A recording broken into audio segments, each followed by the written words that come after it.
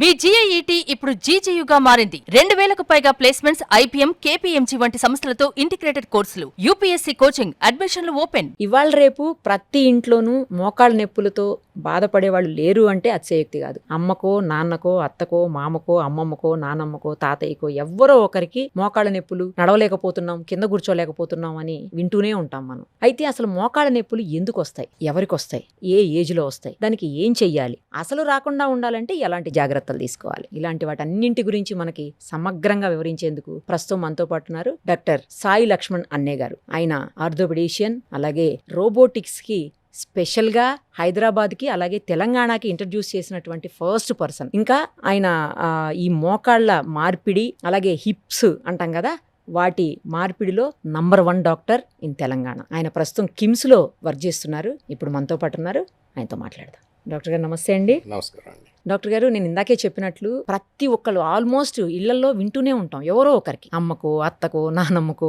తాతయ్యకో. ఒకప్పుడు ఇంత మోకాళ్ళ నొప్పులు ఇంతగా బాధపడడం ఉండేది కాదు. కానీ ఈ 10 సంవత్సరాల్లో అసలు మోకాళ్ళ నొప్పులు లేని ఇల్లు లేదు అంటే అసలు నిజం, అది అసలు లేదని అనుకోవడానికి లేదు. అలా అయిపోయింది. ఎందుకు అలా, అంతలా ఎందుకైంది పరిస్థితి? మనకి లాంజివిటీ ఆఫ్ లైఫ్ పెరుగుతుందండి. మోకాళ్ళ నొప్పులు అనేది ప్రతి దశలో ఉంటుంది. బాల్యంలో గ్రోత్ పెయిన్స్ అంటాం, యవ్వనంలో స్పోర్ట్స్ ఇంజరీస్ అంటాము, అట్లాగే వృద్ధాప్యంలో ఎల్డర్లీ ఏజ్ గ్రూప్ లో అయితే ఆర్థరైటిస్ అంటాం. మిగతా 2 జరిగినా జరగపోయినా, అంటే బాల్యంలో గ్రోత్ పెయిన్స్ ఉండాలని లేదు, యవ్వనంలో స్పోర్ట్స్ ఇంజరీస్ అవ్వచ్చు అవ్వకపోవచ్చు. కానీ ఒక వయసు దాటిన తర్వాత, అంటే 50s 60s దాటిన తర్వాత జనరల్ గా ఆర్థరైటిస్, మోకాళ్ళ నొప్పులు అందరిలో ఉంటాయి. సో కామన్ గా మోకాళ్ళ నొప్పులు అనగానే మనకు గుర్తొచ్చేది ఏజ్డ్ పీపుల్, అవును, వయసు వచ్చిన వాళ్ళకి. డెఫినెట్లీ మనం 2 కాళ్ళ మీద నడుస్తాం కాబట్టి through out our life span మనం నడిచే కొద్దీ మోకాళ్ళు అరుగుతూ ఉంటాయి. ఆ అరుగుదల కాపాడుకుంటా ఉంటాకి, దాని తగ్గట్టుగా జాగ్రత్తలు తీసుకుంటా ఉంటాకి చాలా మంది పేషెంట్స్ మన దగ్గరకు వస్తూ ఉంటారు. సో వచ్చినప్పుడు వాళ్ళ స్టేజ్ ని మనం ఐడెంటిఫై చేసి ఆ స్టేజ్ ని బట్టి మనం సలహాలు ఇస్తాం జరుగుతుంది. ఓకే. కానీ సార్, మీరు అన్నట్లు మరి పెద్దవాళ్ళకి వస్తుంది అంటున్నారు. ఇప్పుడు చూస్తుంటే 30s లో వాళ్ళకి కూడా మోకాళ్ళ నొప్పులు వచ్చేస్తున్నాయి, వాళ్ళకి కూడా గుజ్జు అరిగిపోయింది, మోకాళ్ళు అరిగిపోయినాయి, కీళ్ళు అరిగిపోయింది, ఇలా వింటున్నాం. మరి వాళ్ళకి ఎందుకు? చిన్న వయసులో వచ్చే ఆర్థరైటిక్ చేంజెస్ ఒకటి వ్యాధి నుంచి రావచ్చు, రుమటాయిడ్ ఆర్థరైటిస్ అంటాం. అది బాగా పెరుగుదలలో ఉంది, ఎక్కువ మందిలో కనపడుతుంది ఇప్పుడు. రెండవది, వాళ్ళు సరైన కేర్ తీసుకోకపోవటం, అంటే లైఫ్ స్టైల్ మార్పుల్లో అవసరమైన దానికి అవసరం లేని దానికి ప్రతిదానికి కింద కూర్చుంటాం, వెయిట్ సరిగ్గా మెయింటైన్ చేసుకోకుండా అధిక బరువు ఉంటాం, లేదా ఇంజరీస్ అయినా పట్టించుకోకుండా ట్రీట్ చేయకుండా నెగ్లెక్ట్ చేసుకుంటాం, ఎక్సర్సైజ్ లేకపోవటం. ఈ 4 కారణాల వలన చిన్న వయసులో, అంటే 30s 40s లో కూడా మనం ఆర్థరైటిక్ పెయిన్స్ ఎక్కువగా చూస్తున్నాం. ఓకే. మరి ట్రీట్మెంట్ సార్, ఆర్థరైటిస్ పెయిన్స్ లేకపోతే రుమటాయిడ్ ఆర్థరైటిస్ 2 డిఫరెంటా? దానికి దీనికి ఏంటి తేడా? రుమటాయిడ్ ఆర్థరైటిస్ అనేది ఒక వ్యాధి, అది కీళ్లకు సంబంధించిన వ్యాధి. అది జన్యుపరంగా వస్తుంది. కొంతమందిలో పెరుగుదల దశలో తెలుస్తుంది, కొంతమందిలో 25-30 ఇయర్స్ అప్పుడు బయటపడుతుంది, కొంతమందికి 50 తర్వాత బయటపడుతుంది. ఆ ప్రెజెంటేషన్ వాళ్ళు దాన్ని బట్టి. ట్రీటబుల్? ఇది వెరీ మచ్ ట్రీటబుల్. కంప్లీట్ గా ఇరాడికేటబుల్ చేయలేం దాన్ని. దీన్ని ట్రీటబుల్ ఇన్ ద సెన్స్ దాని లక్షణాలు తగ్గించి దాని ప్రోగ్రెషన్ ని మనం ఆపగలుగుతాం. దానికి ఫస్ట్ నుంచే డాక్టర్ని సంప్రదించి మెడిసిన్స్ తీసుకుని ఎక్సర్సైజ్లు చేసుకుంటే వాళ్ళకి సరిపోతుంది. ఇక రెండో రకమైన ఆర్థరైటిస్, ఈ ఆర్థరైటిస్ ఎల్డర్లీలో చూస్తాం కానీ చిన్న వయసులో ఏ కారణం వల్ల అయినా మనం చెప్పుకున్నట్టు అయితే ఆ స్టేజ్ ని బట్టి వాళ్ళు దాన్ని ఐడెంటిఫై చేసుకుని దానికి ట్రీట్మెంట్ తీసుకోవాలి. ఓకే. అసలు ఈ ఆర్థరైటిస్, రుమటాయిడ్ ఆర్థరైటిస్, ఈ రెండింటిని ఒకే డాక్టర్ ట్రీట్ చేయగలుగుతారా, లేకపోతే దాని డాక్టర్ వేరు దీని డాక్టర్ వేరు? తెలియక అందరూ ఒకటే డాక్టర్ దగ్గరికి వెళ్తుంటారు, ఆర్థోపెడిషియన్ దగ్గరికి, అందరూ ఆర్థోపెడిషియన్ దగ్గరికి వెళ్ళిపోతారు. జనరల్ గా రుమటాయిడ్ ఆర్థరైటిస్ అని ప్రూవ్ అయిన తర్వాత ఫస్ట్ పెయిన్ వచ్చినప్పుడు మనం ఫిజిషియన్ గానీ ఆర్థోపెడిక్స్ గానీ వెళ్తాం. ఐడెంటిఫై గనక అయితే రుమటాయిడ్ అని, ఇప్పుడు కొత్త రకమైన రుమటాలజిస్ట్ అని ఒక స్పెషాలిటీ స్టార్ట్ అయింది. వాళ్ళు చూస్తాం, జనరల్ ఆర్థోపెడిషియన్స్ కానీ ఫిజిషియన్స్ కానీ చూడొచ్చు, కానీ మెయిన్ చూస్తాంలో చాలా వ్యత్యాసం ఉంది. వాళ్ళైతే ఇంకా బెటర్ గా కంట్రోల్ చేయగలరు. ఓకే. ఓకే. తర్వాత సార్, మోకాళ్ళ నొప్పుల్లో కొంతమందికి కీళ్ళు అరిగిపోయినాయి అంటారు, మోకాళ్ళ దగ్గర అరిగిపోయిందని. కొంతమందికి ఏమో గుజ్జు పోయింది అంటారు. ఈ గుజ్జు అని రెగ్యులర్ గా వినిపిస్తుంది. అసలు గుజ్జు అంటే ఏంటి, అది ఎక్కడ ఉంటుంది, ఎవరికి పోతుంది, ఎలా పోతుంది, ఎప్పుడు పోతుంది? ఇవన్నీ పదాలు వాడేది. గుజ్జు అంటాం కానీ, మోకాలు అరిగిపోవటం అంటాం కానీ, వయసుతో పాటు వచ్చిన ఆర్థరైటిస్ అంటాం కానీ, ఇవన్నీ ఒక పద్ధతిని, ఒక కండిషన్ ని డిస్క్రైబ్ చేసే వేరియస్ పద్ధతులు అంతే. మన వ్యవహారికంలో ఉన్న పదాలను బట్టి కార్టిలేజ్ అరిగిపోతే దాన్ని తెలుగులో చెప్పేటప్పుడు గుజ్జు అరిగిపోవటం, గుజ్జు సన్నబడతాం, గుజ్జు ఊడిపోవటం, ఇటువంటి పదాలు వాడుతూ ఉంటాం. అలాగే మెడికేషన్ మనం ఇచ్చేటప్పుడు గుజ్జు ఇంప్రూవ్ అవటానికి, ఉన్న గుజ్జు ఊడిపోకుండా దాన్ని కాపాడకుండా కౌంటర్ ప్రొటెక్షన్ అంటాం. సో ఈ పదాలన్నీ వయసుతో పాటు వచ్చిన ఆర్థరైటిస్ని డిస్క్రైబ్ చేసే పదాలు. మన పద్ధతులు చెప్పే పద్ధతులను బట్టి ఈ పదాలు మారొచ్చు, కానీ అన్నీ ఒకే కండిషన్ గురించి మాట్లాడతాం. అంటే ఏంటి అసలు, ఎలా పోతుంది అది? వయసు పెరిగే కొద్దీ కార్టిలేజ్కి న్యూట్రిషన్, మన జాయింట్స్లో కార్టిలేజ్ అనే ఒక గుజ్జు పదార్థం ఉంటుంది. ఈ గుజ్జు పదార్థం మనం వాడే కొద్దీ కొంత, వయసుతో పాటు కొంత వాటికి సర్క్యులేషన్ తగ్గి సన్నబడటం స్టార్ట్ అవుతుంది. ఎప్పుడైతే ఆ లూబ్రికేషన్ గుజ్జు పదార్థం సన్నబడుతుందో ఆర్ దాంట్లో కొంచెం క్రాక్స్ వస్తాం స్టార్ట్ అవుతుందో అప్పుడు మనకి మొదటి దశ అంటాం. సో అప్పుడు ఆర్థరైటిస్ పెయిన్ కింద దాన్ని గుర్తించి మనం అప్పుడే ట్రీట్మెంట్ తీసుకుంటే దాన్ని కంప్లీట్ గా ఇరాడికేట్ చేసి అక్కడతో ఆపేయలేం, కానీ ప్రోగ్రెషన్ ని అంటే ఇమీడియట్ గా 1-2 years లోనే ఆపరేషన్ స్టేజ్ రాకుండా దాన్ని పోస్ట్పోన్ చేసుకోవచ్చు. Okay okay.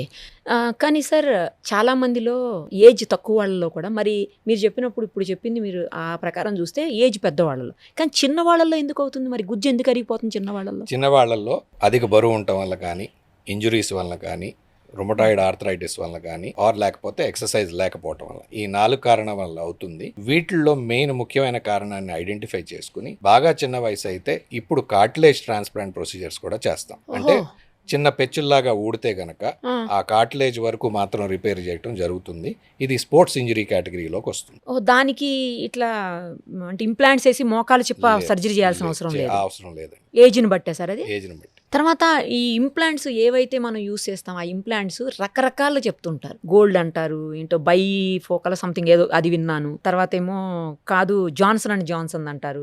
ఎక్కువ ఫారిన్వి వాడతారు. ఇండియావి అంత క్వాలిటీ ఉండవా? ఫారిన్వి ఎందుకు వాడుతున్నాం మనం? లేకపోతే వాటికి లైఫ్ ఎక్కువ ఉంటుందా? ఏంది అసలు? Indian implants majority of the foreign implants FDI government ప్రకారంగా డైరెక్ట్గా ఇండియాలోకి రాలేవు. సో వాళ్ళు ఇండియన్ కంపెనీతో టైఅప్ చేసుకుని లోకల్గా వాటి ప్యాకేజింగ్ ఫినిషింగ్ ఇక్కడే పూర్తి చేసుకుని అమ్ముతున్నారు ప్రస్తుతానికి మనకున్న మార్కెట్లో. కంప్లీట్గా ఇండియాలో తయారైన దీంట్లో అంత రీసెర్చ్ టెక్నాలజీ లేక కొంతవరకు ఎస్ డెఫినెట్లీ ఇంపోర్టెడ్ వాటి మీద కొన్ని అడ్వాంటేజెస్ ఉన్నాయి. ఎందుకంటే మనం కూడా ఆ స్టేజ్కి అసలంటూ మన దగ్గర మ్యానుఫ్యాక్చరింగ్ లేని దగ్గర నుంచి ఇప్పుడు కొంతవరకు మ్యానుఫ్యాక్చర్ చేసుకునే పరిస్థితిలోకి వచ్చాము. ఇన్ ఫ్యూచర్ మనం కూడా R&D మీద ఖర్చు పెట్టి వాటిలో మనకున్న డేటా ప్రకారంగా మనం కనుక డెవలప్ చేసుకుంటే మనం ఇంటర్నేషనల్ ఇంప్లాంట్స్తో పాటు పోటీ పడవచ్చు.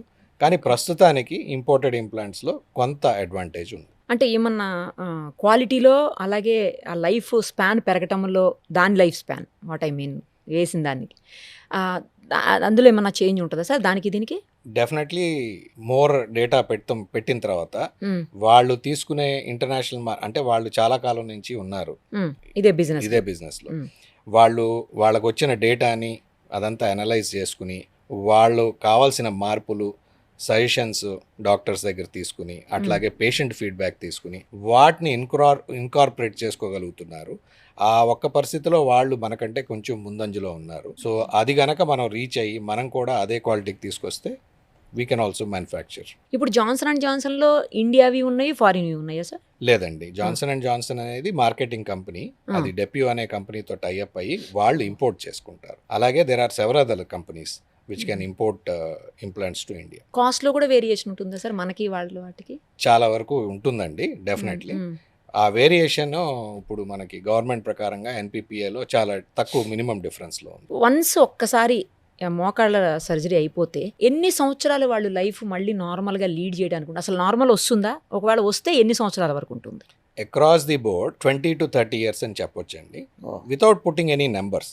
జనరల్గా ఏంటంటే ఇప్పుడు ఆపరేషన్ అవసరం పడింది, ఆపరేషన్ చేశాము అంటే ఇంతకంటే నడిచే పరిస్థితి లేదు.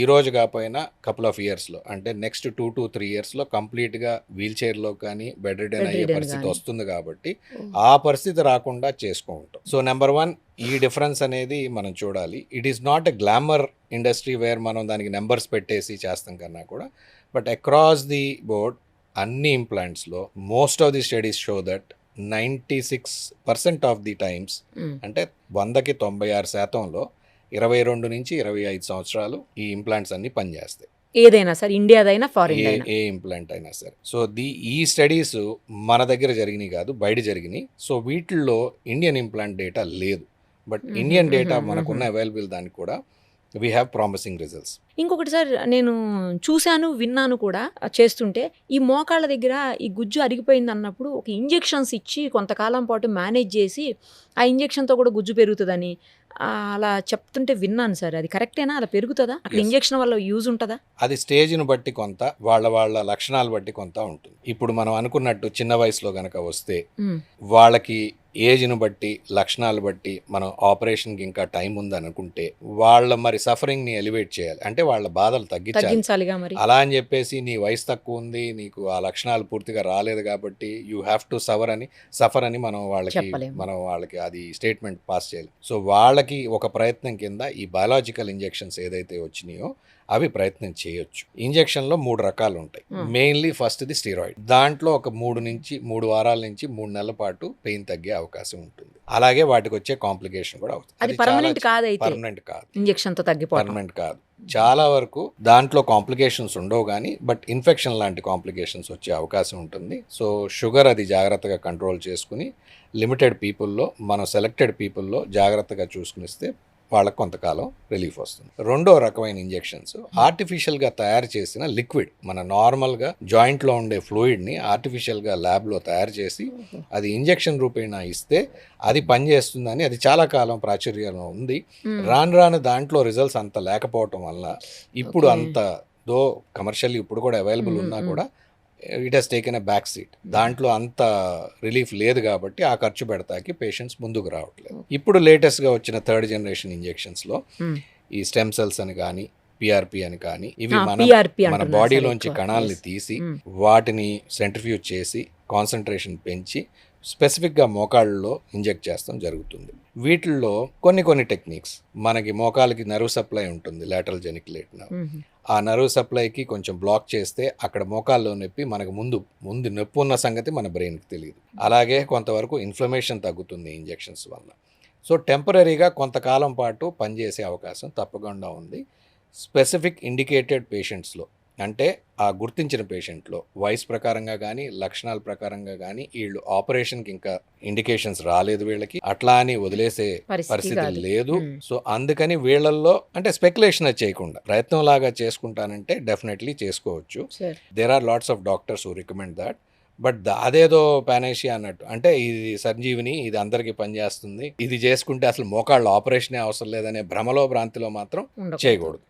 So these particular indicated. కానీ నేను అలాగే విన్నాను సార్. ఇప్పుడు మీరు ఏది చెప్పారో, ఇది ఈ పిఆర్పి ఇంజెక్షన్లు వేసుకుంటే కంటిన్యూస్గా సంవత్సరానికి ఒకసారి 2 సంవత్సరాలకు ఒకసారి అట్లా వేసుకుంటే ఎప్పటికీ ఇంకా లైఫ్లో సర్జరీ అవసరం ఉండదు, నార్మల్ సెట్ అయిపోతారు, ప్రాబ్లం ఉండదు అని చెప్పేసి అలా చెప్తుంటే విన్నాను నేను.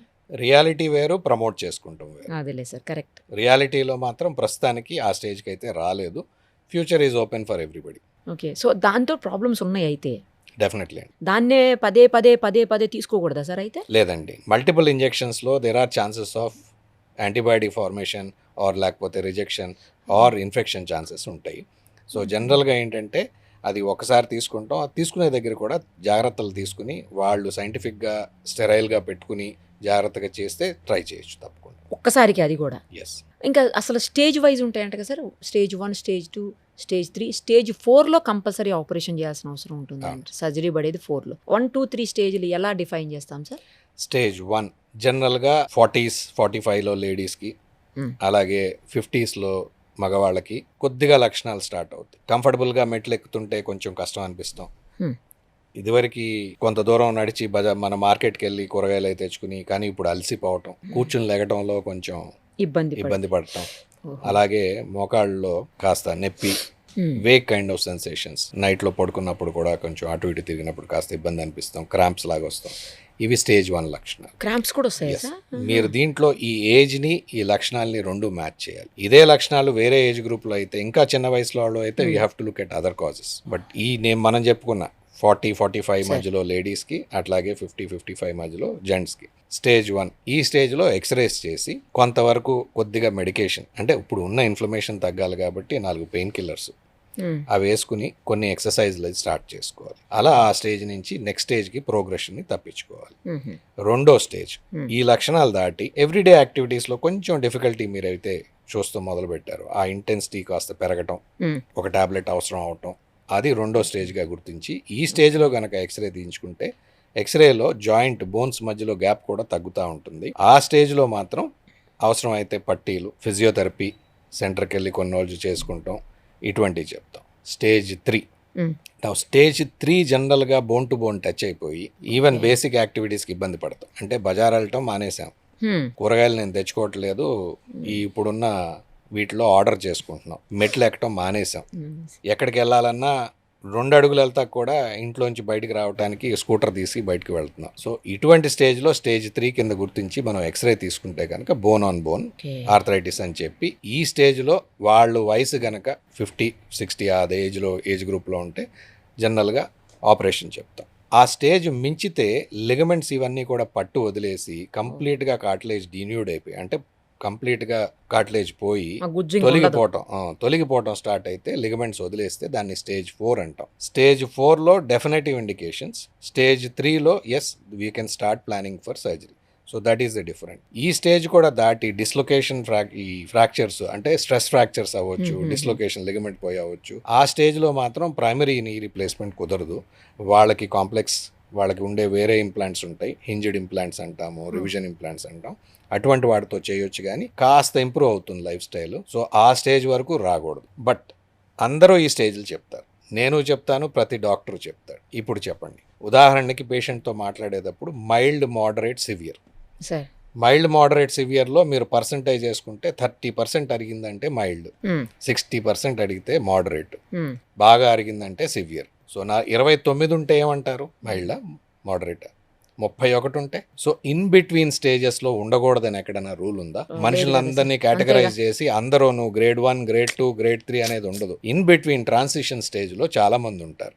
So most of the classifications ప్రాక్టికల్గా ఇవన్నీ ఏంటంటే మన ట్రీట్మెంట్ ఇండికేషన్స్ చెప్తాకి, మాకు ట్రైనింగ్ కానీ మేము మా జూనియర్స్కి, స్టూడెంట్స్కి చెప్తాకి ఇది బాగా పనికొస్తుంది.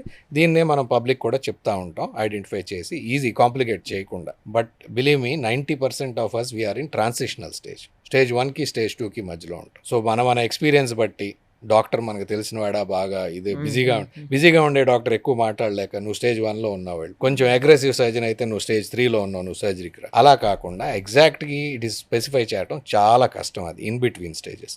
సో ఇన్ బిట్వీన్ స్టేజెస్ని ఇండికేషన్స్ ప్రకారంగా వాళ్ళ ఇబ్బంది ప్రకారంగా కొంత పెయిన్ కిల్లర్స్ కానీ ఇది వాడుకుని ఆ స్టేజ్ని బట్టి వాళ్ళకి తగిన సూచనలు ఇవ్వటం జరుగుతుంది. కానీ ఎక్కువ రోజులు పెయిన్ కిల్లర్స్ యూస్ చేసినా కూడా అదర్ కాంప్లికేషన్స్, ఇంకా వేరే ఇష్యూస్ వచ్చే అవకాశం ఉంటుంది కదా సార్, అది కూడా కరెక్ట్ కాదు కదా. మరి సర్జరీకి వెళ్ళడమే బెటర్ ఏమో అలాంటి టైంలో. డెఫినెట్లీ స్టేజ్ అంటే ఇండికేషన్స్ ఉండి, అంటే స్టేజ్ 3, స్టేజ్ 4లో ఉండి వాళ్ళకి పెయిన్ కిల్లర్స్ అవసరం బాగా పడుతుందంటే definitely pain killers are not an indication. అదే సార్, పెయిన్ కిల్లర్స్ మీరు అన్నట్టుగా ఓన్లీ ఫర్ షార్ట్ డ్యూరేషన్ వేసుకోవాలి. అంతకన్నా ఎక్కువ వేసుకుంటే definitely there will be side effects. Side effects అలోపతిలో మేము చెప్తాం కాబట్టి వాళ్ళు భయపడతారు, అదే వేసుకోరు. That sometimes pushes them to other allied medications like homeopathy and this. సి నాకు పెద్ద అవగాహన లేదు కానీ but all inflammatory, anti inflammatory ఏ సిస్టంలోకి వెళ్ళినా కూడా మీకు అదే ఉంటుంది. Over a period of time ఉన్నాయే లేవు అని చెప్పుకున్నా కూడా స్టడీస్ లేవు కాబట్టి దే హార్మ్ఫుల్ సైడ్ ఎఫెక్ట్స్ వచ్చే అవకాశమే ఉంటుంది. సో పెయిన్ కిల్లర్ ఏ సిస్టంలో తీసుకున్నా, whether it is allopathy, homeopathy, ఆయుర్వేదం, జనరల్గా మంచి కాదు. ఆ చెప్పే విధానంలో డిఫరెన్స్ ఉంటుంది. మేము తగిన జాగ్రత్తలు చెప్పి వాటి మీద డిపెండెన్సీస్ పెట్టకుండా, that is part of our what we believe is a evidence kind of base medicine మంది. మనం ఆ ఎవిడెన్స్ చూసాం కాబట్టి మనం దాని మీద హెచ్చరిస్తాము. మిగతా వాటిలో చెప్పలేదంత మాత్రాన ఉండొచ్చు, ఉండకపోవచ్చు. సో అది వాళ్ళు పూర్తిగా అవగాహన తెలుసుకుని వాళ్ళ డాక్టర్స్ ఎవరైతే ట్రీట్ చేస్తున్నారో మాట్లాడి ప్రొసీడ్ అవుతాం మంచిది. అంటే సార్ యాక్చువల్లీ ఇప్పుడు మీరు అన్నట్లు స్టేజ్ 3లోనో 4లోనో ఉందనుకుందాం సార్. ఆ ఉన్నవాళ్ళు మీ దగ్గరికి వస్తే పెయిన్ కిల్లర్స్, వాళ్ళకి సర్జరీ ఇప్పుడే ఇంట్రెస్ట్ లేదు, పెయిన్ కిల్లర్స్ తోటి మేనేజ్ చేసుకుందాం అనుకుంటున్నారు. అలాంటి వాళ్ళు ఆయుర్వేదంలోకి వెళ్తే వాళ్ళకి ఆయిల్స్ అని అవన్నీ, అఫ్కోర్స్ మీ దగ్గర కూడా పైన మెడికేషన్ ఉంది, స్ప్రేస్ ఉన్నాయి, తర్వాత చాలా జెల్స్ ఉన్నాయి, ఇవన్నీ యూస్ చేస్తారు టెంపరీగా. అవి ఇంటేక్ ఉండదు కదా, బయటే కదా. సో అదే టైపులో ఆయుర్వేదంలో కూడా ఆయిల్స్ అవి ఇవి ఆ మసాజులతో కూడా చాలా వరకు కంట్రోల్ అవుతుంది. ఇవైతే అనవసరంగా లోపలికి మింగాలి, అవైతే పైన చేసుకోవచ్చు అని చెప్పేసి వీటికి ఎలాగో పైన చేసే జెల్స్ తోటి వాటితో తగ్గట్లేదని చెప్పేసి కొంతమంది అటు పోయిన వాళ్ళు కూడా ఉన్నారు సార్. మరి ఏమైందో నాకు తెలియదు కానీ నేను అలా కూడా చూశాను. ఎస్, మీరు అన్నారు స్టేజ్ 3, స్టేజ్ 4లో సర్జరీ అంటే ఇంట్రెస్ట్ లేని వాళ్ళకి what is the other alternative? అప్పుడు పెయిన్ కిల్లర్స్ కానీ ఇతర వేరే మెడికేషన్స్ తీసుకుని కడుపు చెడగొట్టుకుంటాం కన్నా పైపోతలు, anything that is applied on the skin, those are okay. వాటి వలన ఎంతవరకు లాభం ఉంటుందో ఎంతవరకు నష్టం ఉందో చేసిన వాళ్ళకి తెలుస్తుంది అది. But definitely those are okay అండి. If you're not interested in surgery or various reasons ఉంటాయి, ప్రతి వాళ్ళకి వాళ్ళ రీజన్స్ ఉంటాయి. ఒకటి అవగాహన లేకపోవటం, కొంత ఖర్చుతో కూడుకున్న అవును పనులు. సార్, అవును అవును. సో కొంచెం ఎఫోర్డబిలిటీ లేకపోతే వాళ్ళు దానికి కరెక్ట్గా లాజిస్టిక్గా అమౌంట్ అది రెడీ చేసుకునే టైంలో డెఫినెట్గా ట్రై చేసుకోవచ్చు. అవును సార్. కడుపులోకి తీసుకునే టాబ్లెట్స్ మాత్రం చేయకపోవటమే మంచిది. సరే, ఇప్పుడు వీటికి రాసే ఆయిల్స్ అవి ఇవి మసాజులు చేస్తారు కదా, ఈ పెయిన్స్ ఉన్నప్పుడు అసలు మసాజ్ చేయొద్దు అంటారు, నిజమేనా? ఇన్ఫ్లమేటరీ స్టేజ్లో అయితే డెఫినెట్లీ మసాజ్ చేయకూడదు. మసాజ్ చేస్తే కనుక అంటే వాతం ఉన్నప్పుడు రెడ్గా యాంగ్రీగా కనపడి పట్టుకుంటే జాయింట్ వేడిగా ఉన్నప్పుడు ఐస్ ప్యాక్స్ వేడిగా పెట్టాలి కూడా కానీ. ఉంటుందా ఎస్, సార్? డెఫినెట్లీ అండి. ఆర్థరైటిస్ స్టేజ్లో స్టేజ్ 4లో వచ్చేసరికి ఇన్ఫ్లమేటరీ స్టేజ్లో పట్టుకుంటే కూడా వేడిగా ఉంటుంది. ఇటువంటి దశల్లో కనుక మీరు మసాజ్ చేస్తే అది ఇన్ఫెక్ట్ అయ్యే ఛాన్స్ కూడా ఉంటుంది. అప్పుడు మన సర్జరీ కూడా అవకాశం లేకుండా పోతుంది. సో అలా చేయకూడదు అయితే. చేయకూడదు. తర్వాత వీళ్ళని వాకింగ్ చేయండి, వాకింగ్ చేస్తే కూడా బాగానే ఉంటుంది అంటారు, కానీ వాళ్ళేమో పెయిన్స్ ఉన్నాళ్ళు, మేము వాకింగ్ చేయలేకపోతున్నాం, అసలు వాకింగ్ చేయమని చెప్తారు డాక్టర్స్ అని వాళ్ళు అంటారు. అగైన్ వాకింగ్ అనేది స్టేజ్ 1 స్టేజ్ 2లో డెఫినెట్లీ మేము ఎంకరేజ్ చేస్తాం. ఆహా. స్టేజ్ 3లో గార్డెడ్గా చెప్తాం. గార్డెడ్గా ఇన్ ద సెన్స్ అంటే డిస్టెన్స్ కొంచెం తక్కువ పెట్టుకోండి, ఎక్కువసేపు నడవద్దు. షార్ట్ బర్స్ట్లో ఒక 20 మినిట్స్ మార్నింగ్ అట్లాగే మధ్యాహ్నం మళ్ళీ ఈవినింగ్ నడిస్తే మీ వాకింగ్ మీకు అవుతుంది, అది చేయండి అంట. సో వాకింగ్ చేయకూడదు అనేది ఎక్కడ లేదు. వాకింగ్ చేయకపోతే నాట్ ఓన్లీ ది జాయింట్స్, మిగతా సిస్టమ్స్ కూడా ప్రాబ్లం అవుతుంది. మరి అప్పుడు 4th స్టేజ్లో ఉన్న వాళ్ళు చేయలేరు కదా సార్? 4th స్టేజ్లో ఉన్నప్పుడు ఇంక సర్జరీ తప్పదు. వాకింగ్ చేయాలన్నా కూడా సర్జరీ చేయాలి. చేయలేరు కదా వాళ్ళు చాలా అమాయకంగా పాపం మా దగ్గరికి వచ్చి ఎక్కువ వాకింగ్ వద్దు సార్, మేము పక్కన బాత్రూమ్కి వెళ్తే చాలండి అదే అంటారు. అంటారు పాపం. మీరు పక్కన బాత్రూమ్కి వెళ్ళాలన్నా బయట తిరిగి వెళ్ళాలన్నా నా దగ్గర ఉంది ఒకటే ఆప్షన్ అండి, దానికి రీప్లేస్మెంట్ అనే చెప్తాను. సర్జరీ. ఓకే. తర్వాత సార్ ఈ అంటే అబ్జర్వ్ చేస్తుంటే అర్థమవుతుంది ఏంటంటే, ఎక్కువగా ఈ మోకాళ్ళ నొప్పులతో బాధపడే వాళ్ళు 60 to 70% లేడీస్ ఉంటున్నారు, మగవాళ్ళు 30 to 40% ఉంటారు. ఎందుకని లేడీస్ కంటే అంత ఎక్కువ ఎందుకు వస్తారు లేడీస్కి, మగవాళ్ళకి తక్కువ ఎందుకు ఉంటుంది? డెఫినెట్లీ పర్సంటేజ్ వైజ్ చూసుకుంటే లేడీస్లో ఎక్కువ ఉంటారు. లేడీస్లో ఎక్కువ ఉంటే కారణాలు ఒకటి ఈస్ట్రోజన్ హార్మోన్స్. ఎప్పుడైతే మెనోపాజ్ వస్తుందో ఆ మెనోపాజ్ తర్వాత ఈస్ట్రోజన్ లెవెల్స్ తగ్గిపోవటం స్టార్ట్ దగ్గర నుంచి వాళ్ళల్లో కొన్ని బాడీలో పరివర్తనలు అంటే మార్పులు అవి జరిగి వాళ్ళకి ఆర్థరైటిస్ యాక్సలరేట్ అవుతుంది. అందుకని లేడీస్లో ఎక్కువగా వస్తూ ఉంటుంది. వేరాజ్ మగవాళ్ళకి కొంచెం ఏజ్తో పాటు వాళ్ళు చేసుకున్న పనులతో పాటు కొద్దిగా లేట్గా వస్తుంది, decade. So almost 10 years apart. లేడీస్కి వచ్చిన తర్వాత జెంట్స్కి 10 సంవత్సరాల తర్వాత వచ్చే అవకాశాలు ఉంటాయి. మనం చూస్తుంటాం సార్, చాలా అంటే పొలం పనులు చేసుకొని బయట కొంచెం కూలి పనులు చేసుకునేవాళ్ళు, అలాంటి వాళ్ళకంటే కూడా ఇంట్లో ఉండి పెద్దగా పనులు చేయని వాళ్ళకి, రెస్ట్లో ఉండే వాళ్ళకి, ఎక్కువగా కష్టపడిన వాళ్ళకే వస్తున్నట్టు అనిపిస్తుంది నేను చూసిన వాటి నాకున్న ఎక్స్పీరియన్స్. నిజమేనా సార్? మీరు చూసే కూడా అట్లే ఉంటాయా? డెఫినెట్లీ అండి. అది కొంతవరకు there is a truth in that. అసలు ఏ ఎక్సర్సైజ్ చేసుకోకుండా ఉండే వాళ్ళకి వయసుతో పాటు వాటికి బ్లడ్ సర్క్యులేషన్ అది తగ్గిపోయి కార్టిలేజ్ ఇది అవుతుంది. అట్లాగే ఓవర్గా వర్క్ చేసిన వాళ్ళకి కూడా మైక్రో ఫ్రాక్చర్స్ అయ్యి వాళ్ళకి కూడా వచ్చే అవకాశం ఉంటుంది. సో ఇవన్నీ age related. So definitely there is no escape. ఎవరన్నా ఒకళ్ళు రాకపోతే ఎక్సెప్షన్ ప్రూవ్స్ ది రూల్. అంటే వాళ్ళ అదృష్టవంతులు, మిరకల్ స్టిల్ హ్యాపెన్ అని మనం అనుకోవాలి తప్పితే జనరల్గా మా లెక్క ఏంటంటే ఒక వయసు వచ్చిన తర్వాత నాకైనా మీకైనా ఎవరికైనా వస్తుంది, రావాల్సిందే, ఇంకా అది కామన్. అది కామన్. ఇంకొకటి కూడా సార్, ఇప్పుడంతా కూడా మనం వెస్ట్రన్ కమోడ్స్ యూస్ చేస్తున్నాం. ఒకప్పుడు అంతా ఇండియన్ కమోడ్స్ ఉంది, ఇప్పటికీ కొన్ని చోట్ల ఇండియన్ కమోడ్స్ ఉన్నాయి కదా. చాలామంది చెప్తున్నారు ఇండియన్ కమోడ్స్నే వాడండి, ఫ్యూచర్లో చాలా ప్రాబ్లమ్స్ రాకుండా ఉంటాయి. ఆ పోస్చర్ పెట్టి మరీ చూపిస్తున్నారు, ఇట్లా ఆ పొజిషన్ పెట్టి మరి ఇలా కూర్చుంటే అసలు ప్రాబ్లమ్సే రావు అని చెప్పి చాలామంది. కానీ అలా కూర్చోవటం వల్లనే మోకాళ్ళ నొప్పులు వస్తున్నాయి, అందుకనే ఇండియన్ టాయిలెట్స్ వాడొద్దు, మనం ఇప్పుడు వాడుతున్న ఫారిన్ టాయిలెట్సే కరెక్ట్ అని చెప్పేసి కొంతమంది మాట్లాడుతుంది. ఇందులో ఏది కరెక్ట్ అసలు? ఇది కేవలం మన ఏషియన్ కల్చర్లోనే ఉంది. ఇండియాలో మనం ఇండియన్ టైప్ ఆఫ్ టాయిలెట్స్ కానీ, వెస్ట్రన్ టైప్ ఆఫ్ టాయిలెట్స్ కానీ, అలాగే మీరు జపాన్లో కానీ చైనాలో కానీ చూసుకుంటే వాళ్ళు మోకాళ్ళ మీద కూర్చుని భోంచేస్తూ ఉంటారు ఇప్పుడు కూడా. సో ఇవన్నీ very peculiar to Asian culture. మన సబ్ కాంటినెంట్లో మన చుట్టుపక్కల దేశాల్లో ఈ పద్ధతులు బాగా చూస్తూ ఉంటాం. ఓకే. చిన్న వయసులో అంటే అంటిల్ వి రీచ్ అబౌట్ 30-40 అరుగుదల వచ్చే దశ వరకు అందరూ అన్నీ చేసుకోవచ్చు as per their availability, as per their need. వాళ్ళు ఇండియన్ కమోడ్ కానీ వెస్ట్రన్ కమోడ్ కానీ ఏదైనా వాడుకోవచ్చు. అలాగే ఆటలు ఆడేటప్పుడు పిల్లల మీద రిస్ట్రిక్షన్స్ ఏం పెట్టకుండా కింద కూర్చుని ఆడండి, ఎగిరి గంతులేయండి, ఇవన్నీ చెప్తాం. బట్ ఆర్థరైటిస్ వచ్చిన తర్వాత జనరల్లీ యాక్సలరేషన్ తగ్గిస్తాకి మనకున్న మార్గాలు అంటే వయసుతో పాటు అది పెరుగుతూ ఉంటుంది. మన చేతిలో చాలా లిమిటెడ్ రిసోర్సెస్ ఉన్నాయి. ఇంజెక్షన్స్ పని చేయొచ్చు, పని చేయకపోవచ్చు. ఎక్సర్సైజ్ చేసే అవకాశం ఉండొచ్చు, ఉండకపోవచ్చు.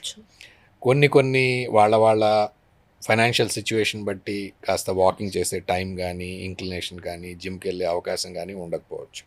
మరి ఇటువంటి వాళ్ళల్లో at least if they are able to convert to a western commode కొంతవరకు చేసుకోగలుగుతారు. సో మనకున్న లిమిటెడ్ రిసోర్సెస్ మనకి బోల్డ్ అనే ఆప్షన్స్ ఉంటే మనం ఓకే ఇది కాకపోతే అది చేయండి అది కాకపోతే.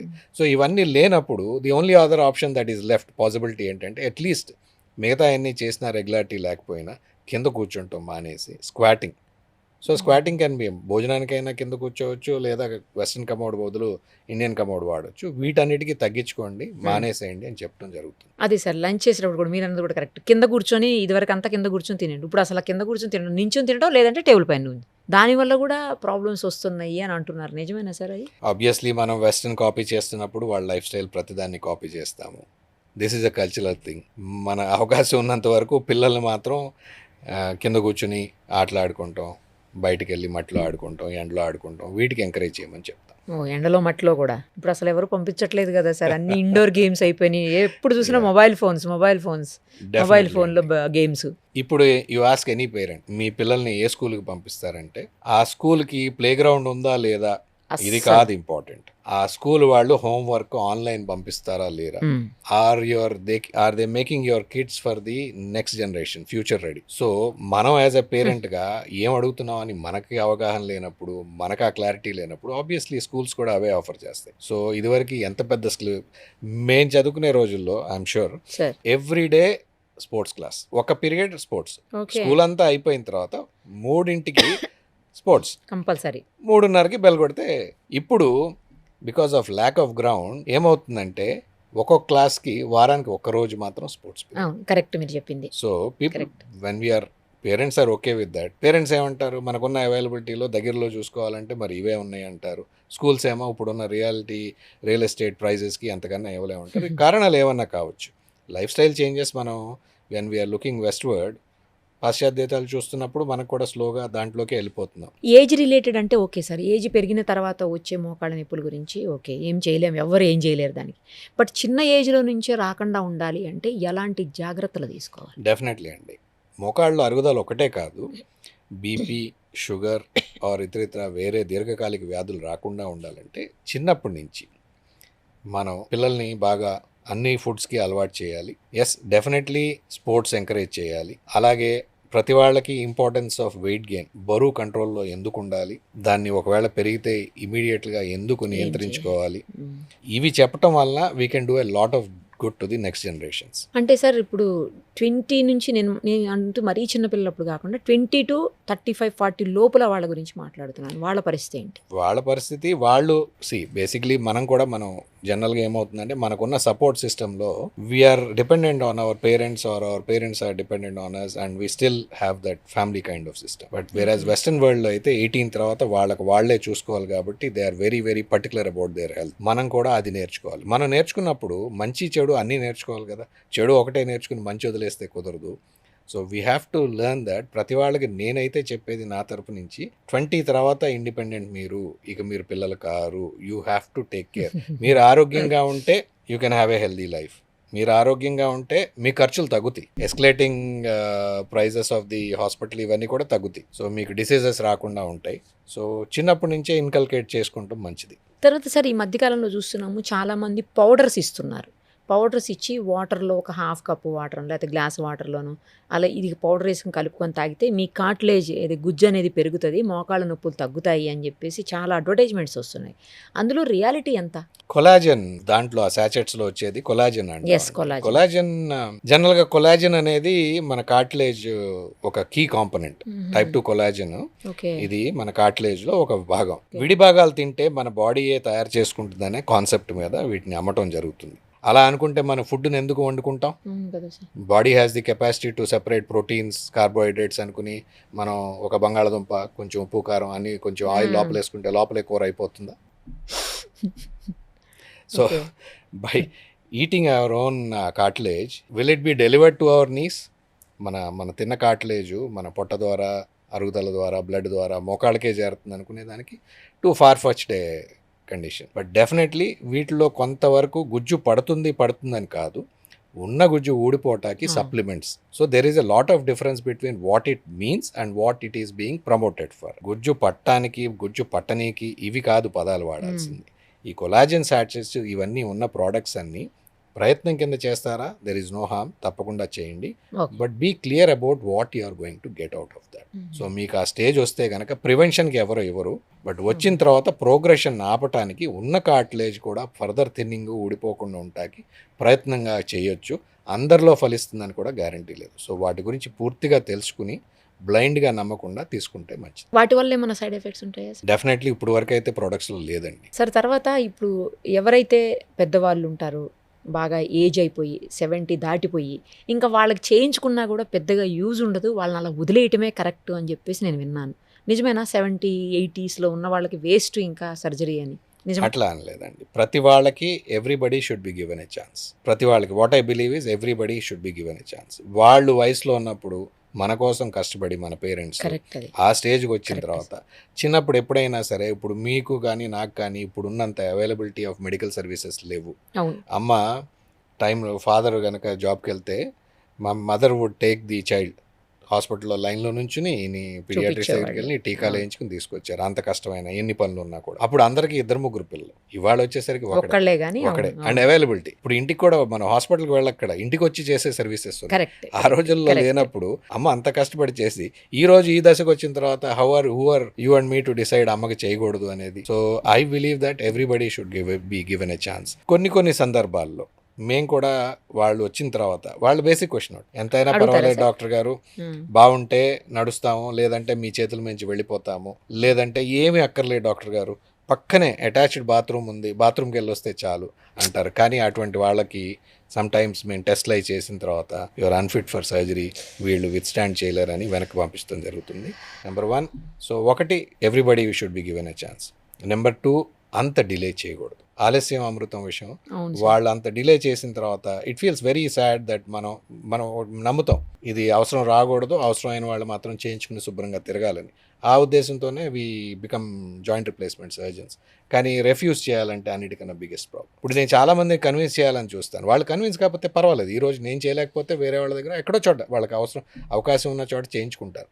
But as a doctor refusing a patient, ఇక మీకు అవసరం ఉంది, మీరు నడవాలి, మైండ్ యాక్టివ్గా ఉంది, కానీ మీరు సర్జరీని తట్టుకోలేరు, ఈ మాట మాత్రం చెప్పడానికి మాకు ఇబ్బంది. I feel really sad. ఏ కండిషన్లో అలా చెప్పాల్సి వస్తుంది సార్? ఎందుకు వద్దు అని చెప్పాల్సి వస్తుంది? అంటే చేయించుకున్నా కూడా వాళ్ళకి యూజ్ లేనప్పుడు డబ్బులు వేస్ట్, వాళ్ళకి ముందు ఫస్ట్ అవన్నీ పక్కన పెడితే సఫర్ అవుతారు కదా వాళ్ళు, ఆ సర్జరీ తోటి చాలా సఫర్ అవుతారు, అది ఇంపార్టెంట్.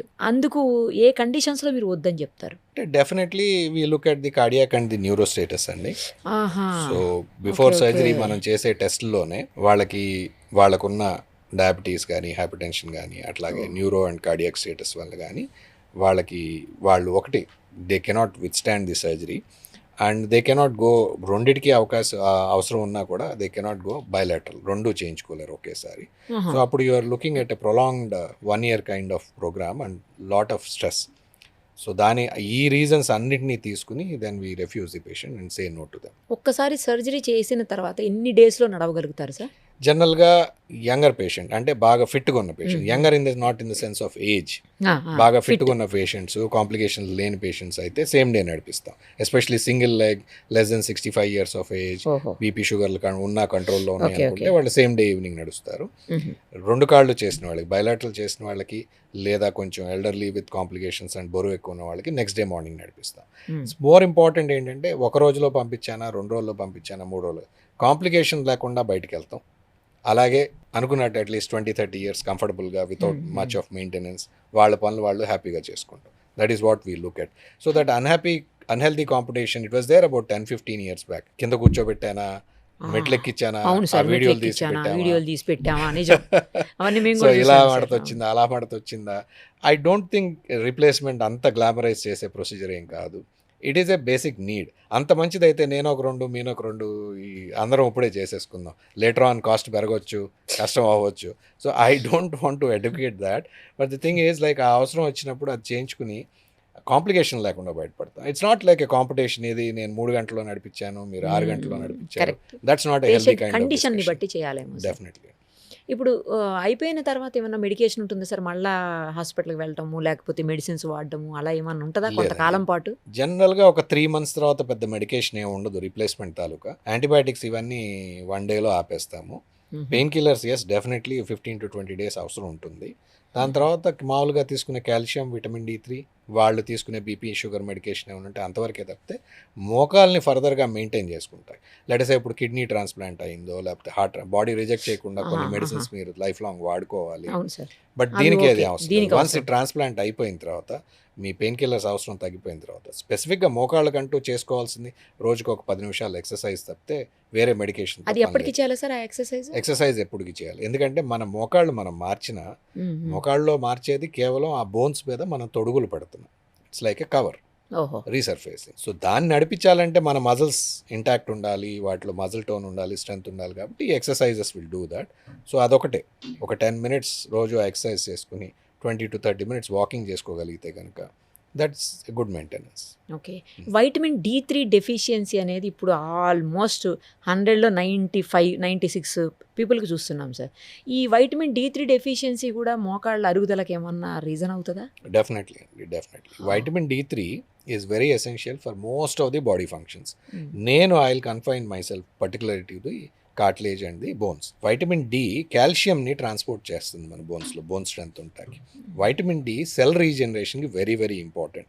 మన కార్టిలేజ్ ఎప్పటికప్పుడు పోయే కార్టిలేజ్ మళ్ళీ రీప్లేస్ అవుతూ ఉంటుంది వయసులో. అది వైటమిన్ డి డెఫిషియన్సీ ఉన్న వాళ్ళకి అంత ఎఫెక్టివ్గా కాకపోవటం వల్ల వాళ్ళల్లో మీరు ఆర్థరైటిస్ ఎక్కువ చూస్తూ ఉంటారు. సో అందుకనే vitamin D3 is very essential for regeneration of our cells. మనకి జుట్టు ఊడిపోతే మళ్ళీ జుట్టు వస్తుంది, నెయిల్స్ కట్ చేసుకుంటే మళ్ళీ పెరుగుతాయి. Everything in the body is growing at. చిన్నపిల్లలకు ఉన్నంత మనకి రాకపోవచ్చు రీజనరేటివ్, బట్ ఏజ్ పెరిగే కొద్దీ we still have some left in us. So vitamin D3 is one key factor where it is also helpful in cell division and regenerate. So దానికోసం vitamin D3 is very very important. So ఇప్పుడున్న life స్టైల్లో మనం ఎండలోకి వెళ్ళిపోవటం, మన ఫుడ్స్లో ఇవి లేకపోవడం, supplements. So we generally advocate supplements for vitamin D3. Okay. ఇప్పుడు మనం తీసుకునే ఫుడ్, లైఫ్ స్టైల్ కూడా ఇంత ఎర్లీగా మోకాళ్ళ నొప్పులు లేకపోతే ఆర్థరైటిస్ రావడానికి రీజన్స్ అవుతున్నాయా సార్? డెఫినెట్లీ అండి. మనం we all stay in apartments, we do up and down the stairs which is not natural to us. We are in confined spaces, walk less. Lift దిగుతాము, కార్లోకి ఎక్కుతాము, మళ్ళీ ఆఫీస్లోకి వెళ్ళగానే బేస్మెంట్లో కార్ దిగుతాం, లిఫ్ట్ వాకింగ్ ఏది. So there are lifestyle changes which also contribute. Food changes, lifestyle changes, lack of exercise or exercise లో క్లారిటీ లేకపోవడం. జిమ్కి వెళ్తారు, అన్ని చేస్తారు, కానీ విపరీతమైన డెడ్ లిఫ్ట్స్ ఇప్పుడు అదొక క్రేజ్. మోస్ట్ ఆఫ్ నాకు తెలిసిన వాళ్ళు సిటీలో పెద్ద పెద్ద బరువులు మోయాల్సిన అవసరం ఏమి లేదు. ఇదివరకంటే ఎవరు బరువులు వాళ్ళే మోసుకుని తెచ్చుకునేవాళ్ళు. ఇప్పుడు అంత అవసరం లేదు. వీ హ్యావ్ దీస్ కార్డ్స్, అన్నీ ఉన్నాయి, అండ్ డెలివరీ ఇంటికి అయిపోతుంది, వాళ్ళే తీసుకొచ్చి పెడుతున్నారు. సో ఇటువంటి అవసరం లేనప్పుడు వందల కిలోలు ఒకళ్ళు ఎవరో ఎత్తారని వాళ్ళు చూసి ప్రెషర్ వల్ల ఇంకా వాళ్ళు ఎత్తి ఆ డెడ్ లిఫ్ట్స్, స్క్వాట్స్ ఇవి చేసుకుంటాం వల్ల చేస్తాం. ప్రొఫెషనల్గా చేస్తాం, అది వేరు. బట్ ఆ గెటింగ్ క్యారీడ్ అవే, వాళ్ళు ప్రొఫెషనల్స్ ఎవరో చేశారని మిగతా వాళ్ళు కూడా విపరీతమైన బరువులు. Lift to a certain extent. What are you looking at? మీ టార్గెట్స్ ఏంటి? మీరు జిమ్కి వెళ్ళినప్పుడు బరువు తగ్గడానికి వెళ్ళారా, ఫిట్నెస్ మెయింటెనెన్స్ కోసం వెళ్ళారా, మజిల్ పెంచడానికి వెళ్ళారా, ఏ ప్రొఫెషన్లో ఉన్నారా, మీకేం కావాలి? సో ఇవి లేకుండా ఫ్యాషన్ని మాత్రం, ట్రెండ్ని మాత్రం ఫాలో అయిపోతేనే ప్రాబ్లమ్స్ వస్తాయి. ఒక్కసారి మోకాళ్ళు నీ రీప్లేస్మెంట్ సర్జరీ అయిన తర్వాత వాళ్ళు వాకింగ్ చేసుకోవచ్చు సార్ కొంత సర్టెన్ టైం తర్వాత? డెఫినెట్లీ అండి. నార్మల్ వాకింగ్ మనం ముందు మనం ఎట్లా చేస్తాం అట్లా చేసుకోవచ్చా? డెఫినెట్లీ అండి. Knee replacement is not just replacing the knees, pain elevation ఒక్కటే కాదు అక్కడ, to give them back their lifestyle. So it's a lifestyle changing kind of surgery. So వీళ్ళు ఈ ఆపరేషన్ తాలూకు నొప్పులు ఇవన్నీ అయిపోయిన తర్వాత వాళ్ళ పనులు, వాళ్ళ నొప్పి తగ్గింది కదా అని అక్కడతో వదిలేకుండా ఈ అవకాశాన్ని వాడుకుని వాళ్ళు వాకింగ్ అది చేసుకుని ఎక్సర్సైజ్ చేసుకుంటే వాళ్ళ బీపీ షుగర్ని కంట్రోల్ చేసుకోవచ్చు. ఉదాహరణకి మా own grandmother 10 units of insulin తీసుకునేవాళ్ళు 2 పూట్ల before surgery. After surgery because ఆవిడ ఇది పెరిగింది కాబట్టి still she is a diabetic, but ఇప్పుడు మెడిసిన్స్తో కంట్రోల్ అయిపోతుంది, ఇన్సులిన్ అవసరం లేకుండా, because she is able to walk better. So you can utilize this to make sure that your BP, sugar and other things are under control. మీరు weight తగ్గించుకోవచ్చు, body mass తగ్గుతుంది, you feel lighter and younger. ఆయుష్ పెరగదు కానీ quality of life definitely improve. అంతే కదా sir. Main obesity కూడా చాలా రీజన్ ఈ ఆర్థరైటిస్ అని విన్నాను సార్, నిజమేనా? ఒబేసిటీ రీజన్ అవుతుందా? డెఫినెట్లీ అండి.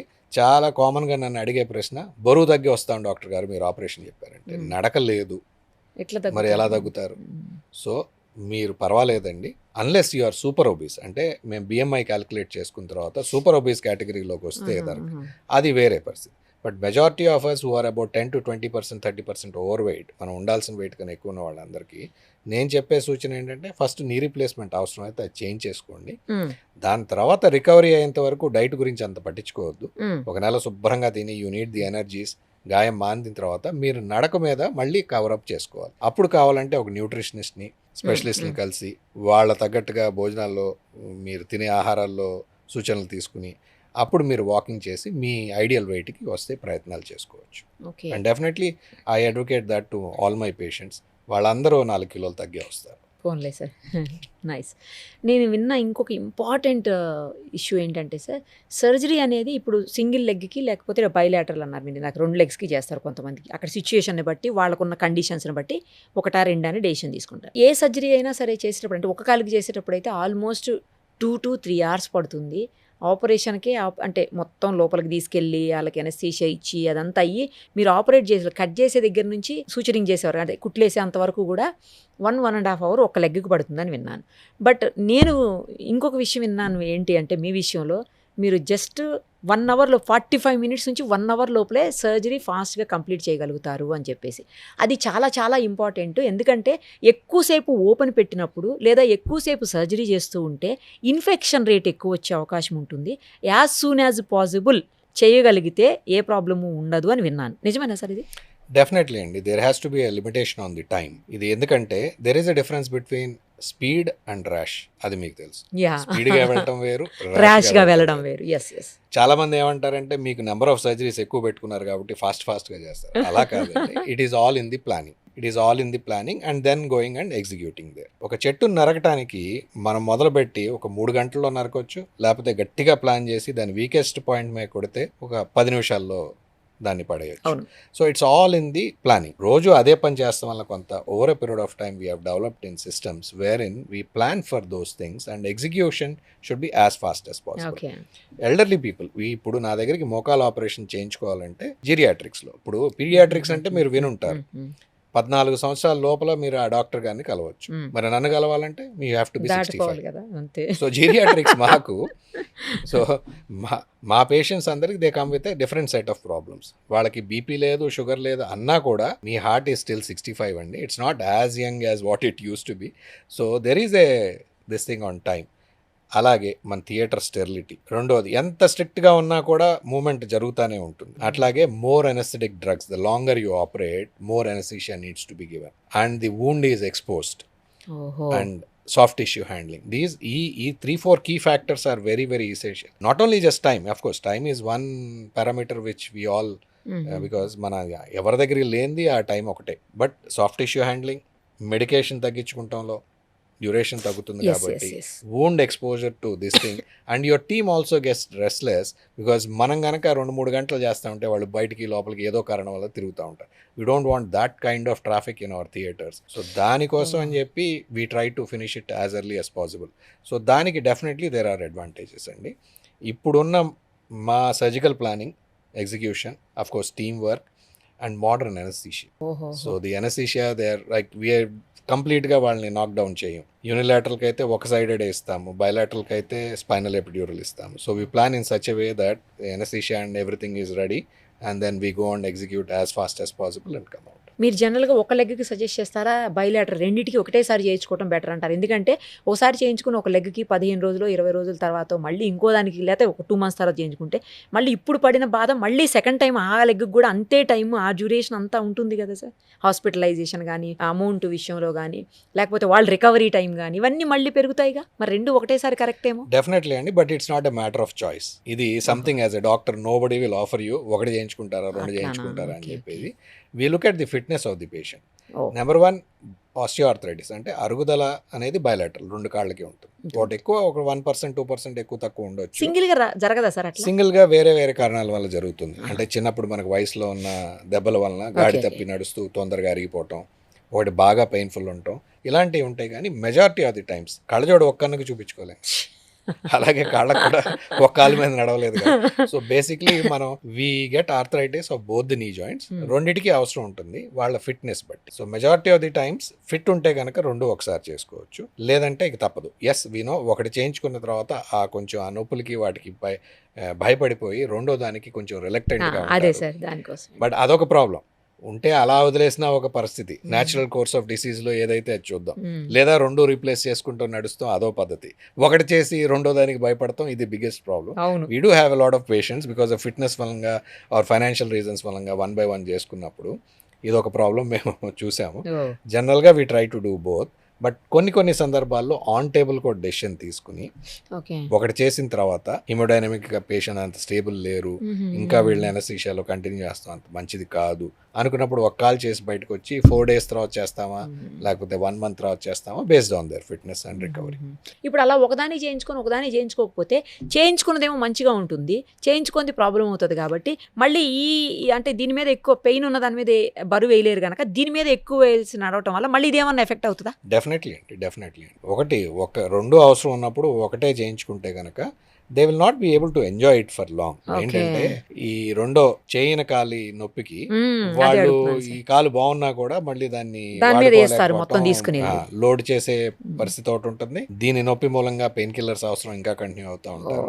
So unless one is absolutely normal and అవసరం లేకపోతే తప్పితే రెండు ఉన్న వాళ్ళకి రెండు చేయించుకోవాలి. అవకాశం ఉంటే రెండు ఒకసారి, లేకపోతే విడివిడిగా. ఇంకొకటి సార్, ఇది హెరిడిటరీయా? అంటే తల్లికి లేకపోతే తాతలకి మేనమామలకి అలా ఏమన్నా ఉంటే ఈ డయాబెటిక్, బీపీ అట్లా ఆ టైపులో ఏమన్నా ఇది కూడా హెరిడిటరీ ఉంటుందా? డెఫినెట్లీ అండి. ఆర్థరైటిస్ అనేది కొంత హెరిడిటరీ ఉంటుంది. కాకపోతే దాని గురించి ఎక్కువ ఎందుకు మాట్లాడడం, ఎందుకు ఎక్కువ స్ట్రెస్ చేయము అంటే దిస్ ఈజ్ వన్ ఫ్యాక్టర్. మనం తెలిసినా కూడా మనం ఏం చేయలేము దాని గురించి. మనం చేయగలిగింది, మార్చుకోగలిగింది మన లైఫ్ స్టైల్, మనం చేసే పనులు, చేయని ఎక్సర్సైజెస్, అలాగే మనం తినే తిండి, మన బరువు ఎంత మెయింటైన్ చేసుకుంటున్నాం. So these are the factors. మన ఎన్వైరన్మెంటల్ ఫ్యాక్టర్స్, మనం పెరుగుతున్న దశలో చేసుకునే ఎక్సర్సైజెస్లు, మనం ఒక వయసు వచ్చిన తర్వాత మానేసిన ఎక్సర్సైజ్లు, ఇవి దే విల్ ఆల్ కాంట్రిబ్యూట్. ఇవి మన చేతిలో ఉంటాయి. So rather than what we know, this is definitely there is hereditary predisposition. కొంతమందిలో అది హెరిడిటరీగా వస్తుంది. దానికి ఏం చేయలేం కాబట్టి ఉన్న వాటిని చేయలేని దాని గురించి ఎక్కువ మాట్లాడి we're only wasting time. There's no way we can do that. అంతే కదా. Yes. So rather concentrate on the other things where మనకి ఇప్పుడు ఈ మోకాళ్ళ నొప్పులు అంటే సరే ఏజ్ ఫ్యాక్టర్ తోటి వచ్చే అవకాశం ఉంటుంది. సరే హిప్కి కూడా ప్రాబ్లమ్స్ వస్తుంటాయి. హిప్కి యాక్సిడెంట్ అయితేనే హిప్ ప్రాబ్లం వస్తుందా, ఆ తుంటి ప్రాబ్లం అనేది, లేకపోతే ఏ సందర్భాల్లో ఆ ప్రాబ్లమ్ వస్తుంది? మీరు అది కూడా స్పెషలిస్ట్. హిప్ ఆర్థరైటిస్ అనేది ఒకటి డెఫినెట్లీ ఏజ్ తో వచ్చేది, అది కూడా ఆర్థరైటిస్ ఏజ్ తో పాటు వచ్చేది ఉంది. రెండోది రుమటాయిడ్, కీళ్ళవాతం ఉన్న వాళ్ళకి హిప్ ప్రాబ్లమ్స్ తొందరగా వస్తాయి. మూడోది ట్రామా, డెఫినెట్లీ ఇంజరీస్ అయిన వాళ్ళకి వస్తుంది. నాలుగోది కోవిడ్ వచ్చిన తర్వాత ఎవాస్కులర్ నెక్రోసిస్, ఇది బాగా చూస్తున్నాము. ఎవాస్కులర్ నెక్రోసిస్కి ఇదివరకు కోవిడ్ ముందు మనకు తెలిసిన కారణాలు స్టెరాయిడ్స్ వాడకం, లేకపోతే విపరీతమైన ఆల్కహాల్ తీసుకుంటాం. ఈ రెండు కారణాలు బాగా తెలుసు. అంటే మిగతా కారణాలు డీప్ సీ డైవింగ్ కానీ స్పేస్ ట్రావెల్ కానీ మనం చెయ్యం కాబట్టి వాటి గురించి మాట్లాడుకునే అవసరం. ముఖ్యంగా స్టెరాయిడ్ యూజ్ అండ్ ఆల్కహాల్, ఈ రెండిట్లో ఎస్పెషలీ స్టెరాయిడ్ యూజ్లో we have seen lot of people coming with avascular necrosis leading to osteoarthritis of hip joints. అది కోవిడ్ తర్వాత ఎక్కువైంది.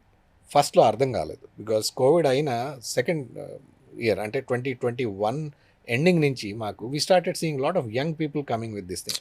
కోవిడ్ వచ్చింది, కోవిడ్ నుంచి వచ్చిందా, కోవిడ్ ట్రీట్మెంట్కి వాడిన స్టెరాయిడ్ నుంచి వచ్చిందా, కోవిడ్కి వాడిన వ్యాక్సిన్ నుంచి వచ్చిందా. Now we know for sure that second ఫేజ్లో క్లారిటీ వచ్చింది. మనకి 2021లో బిగినింగ్ లో ఎప్పుడైతే కోవిడ్ వేరియంట్ వచ్చిందో, ఆక్సిజన్ హ్యాపీ హైపాక్సియా చూస్తుంటారు కదా మీరు. సో కోవిడ్ వచ్చిన వాళ్ళందరికీ అసలు వచ్చిన లక్షణాలే లేవు, కానీ వాళ్ళ పల్స్ ఆక్సిమీటర్ మీద ఆక్సిజన్ చూస్తుంటే కనుక 60లో 70లో. కరెక్ట్. సో తొందరగా ఆయాసపడతాం. ఇటువంటి we know for sure that oxygen బాడీలో తక్కువ అయితే టాలరేట్ చేయని ఆర్గాన్స్ కొన్ని ఉంటాయి. దాంట్లో ఆర్థోపెడిక్ పాయింట్ ఆఫ్ వ్యూలో hips are the most vulnerable. అంటే వాటికి గనక కొద్దిగా ఆక్సిజన్ తట్టినా తట్టుకోలేవు అవి. So avascular necrosis has become a young man's disease now, because after COVID I'm sure దాదాపుగా ఒక 150 hips surgeries only in young people జరిగింది. సో ఇమాజిన్ ఒక సర్జన్ దగ్గర ఇన్ని అవుతున్నాయి అంటే రెస్ట్ ఆఫ్ ది వరల్డ్ లో. And now we know for sure that disease sometimes the medication used for the disease. Vaccine gurinchi I am not sure, because there are no studies which have proven or likewise not proven it. వాటిలో చెప్పలేం కానీ but definitely disease వలన వాటికి వాడిన medicine వలన ఇది. So ఈ కారణాల వల్ల హిప్ ఆర్థరైటిస్ వస్తుంది, not only just the age. Sir ఇప్పుడు ప్రెగ్నెన్సీ టైంలో క్యారీయింగ్, డెలివరీ తర్వాత కూడా కొంతమందికి హిప్ ప్రాబ్లం వస్తుంది, ఆ తుంటి దగ్గర పెయిన్ వస్తూ ఉంటుంది రెగ్యులర్గా అని చెప్పేసి విన్నాను. దాన్ని ఏం చేయగలుగుతారా సార్? దాన్ని it is called transient osteoporosis of the hip, which is the commonest condition that happens to women during pregnancy. Hormonal changes వల్ల కొంత బాడీ వెయిట్ గెయిన్, దాదాపుగా అవును ఆ టైంలో బాగా వెయిట్ గెయిన్ అవుతారు కదా, వెయిట్ గెయిన్ అవుతారు, ఫ్లూయిడ్ చేంజెస్ ఉంటాయి. దాని నుంచి వాళ్ళు సఫిషియెంట్ కాల్షియం తీసుకోపోతే కనుక వాళ్ళలో కూడా ఎక్కువ మందిలో చూస్తూ ఉంటాం అది. Because when you're pregnant 14th week నుంచి you have to take calcium for 2 people. అందుకే నార్మల్ రికమెండేషన్స్ మనం అందరం 500 తీసుకుంటే only a pregnant lady will take up to 1000 or 1250. So జనరల్గా తీసుకున్నా కూడా వాళ్ళు ఒకటే తీసుకుంటాం, అసలు తీసుకోపోవటం. సో ఇవి జరగటం వల్ల there is a chance of developing transient osteoporosis, which ఆ హిప్ జాయింట్ వీక్ అయిపోయి కాల్షియం లేక ఒక్కోసారి ఈజీగా ఫ్రాక్చర్స్ అయ్యే పరిస్థితి ఉంటుంది. అది వన్ సైడ్ అవుతుందా సార్, బోత్ సైడ్స్ అవ్వచ్చు? It can happen to both sides or one side. Yes. జనరల్గా ఏముంటుందంటే it usually happens to both sides, but one side is more than the other side. మరి అప్పుడు ఏం చేయాలి సార్ దానికి treatment? అప్పుడు వాళ్ళకి కాల్షియం డోసెస్ అయి పెంచి రెస్ట్ ఇచ్చి, బికాస్ సర్జికల్గా వాళ్ళు ప్రెగ్నెంట్గా ఉన్నప్పుడు కొన్ని ఇబ్బందులు ఉంటాయి అనస్థీషియాకి వాటికి. సో గ్రోయింగ్ చైల్డ్ కూడా లోపల ప్రాబ్లం కావచ్చు అని we wait for them. But fractures అయితే కనుక will have to take that small risk and go ahead and operate. ఇప్పుడు ఆ ఎఫెక్ట్ కొన్ని సంవత్సరాల తర్వాత కూడా అలాగే పెయిన్ ఉందనుకోండి సార్ హిప్కి, దాన్ని ఏం చేయొచ్చా? డెఫినెట్లీ ఇప్పుడు అది కనుక ఆ స్టేజ్లో అప్పుడు పరిస్థితిని బట్టి వాళ్ళు కనుక నెగ్లెక్ట్ చేసి లేటర్ ఆన్ వాళ్ళు ఆస్టియో ఆర్థరైటిస్లో, హిప్ జాయింట్ ఆర్థరైటిస్లో ఎండప్ అయితే తప్పదు, వాళ్ళకి కూడా హిప్ రిప్లేస్మెంట్ చేసుకోవాల్సిన పరిస్థితి. టాలరేట్ చేయగలిగినందుకు పెయిన్ని టాలరేట్ చేయటం, తర్వాత చేసుకోవటమే. బట్ జనరల్గా టాలరేట్ చేస్తాం. Tolerate there is nothing like tolerance. We generally make sure you take a inform decision. భరించడం అనే దానికి ఎవరు అవార్డ్స్ ఇవ్వరు. There is no special category or life time achievement award for bearing pain. అది వద్దు. The concept is identify the problem, sit down and see what are the options that are available. ప్రతిదానికి operation అనే చెప్పను, ప్రతిదానికి replacement అనే చెప్పను. ఆ stage నుంచి దాని గురించి అవగాహన పెంచుకుని ఏమేం చేస్తే ఇది కంట్రోల్లోకి రావచ్చు, దీని ప్రోగ్రెషన్ మనం స్లో డౌన్ చేసుకోవచ్చు. కాల్షియం తీసుకోవాలి, బరువు తగ్గాలి, ఎక్సర్సైజ్ చేసుకోవాలి, ఫుట్వేర్ చేంజెస్ చేసుకోవాలి, అవసరం అయితే జాబ్ మార్చుకోవాలి. Right sir. ఇప్పుడు సర్జరీస్ మీరు చేసే నీ సర్జరీస్లో కానీ లేకపోతే హిప్ సర్జరీస్ వీటన్నింటిలో కూడా అంటే మీరు ఎప్పుడన్నా ఇది ప్రాబ్లము అని ఫేస్ చేసింది మీ మొత్తం, ఎందుకంటే 500 పైన సర్జరీస్ చేశారని విన్నాను నేను. మీరు చాలా హ్యూజ్ నెంబర్, అది తక్కువ నెంబర్ కాదు. ఎప్పుడన్నా బాగా ప్రాబ్లం ఫేస్ చేసింది అనిపించిందా సార్? ఉందా? డెఫినెట్లీ అండి. Conventional replacements we have crossed more than 10,000 now. Hip replacements also we have in 1,000 close లో వచ్చేస్తున్నాం. Robotic replacements again we have coming to 1,000 robotic కూడా sir replacements. But every case is a new challenge. Routine కదా, అలవాటైంది కదా అని మనం ఎప్పుడైతే we let our guard down, అంటే మన ప్రిపరేషన్ లేకుండా పర్వాలేదులే రోజు చేసేదే కదా, అందులో now we have the robot to guide అస్ అనుకుని మనం వెళ్ళిన రోజున ఎప్పుడైనా ప్రాబ్లమ్స్ వస్తాయి. So you cannot, number 1 what I tea, we're always alert.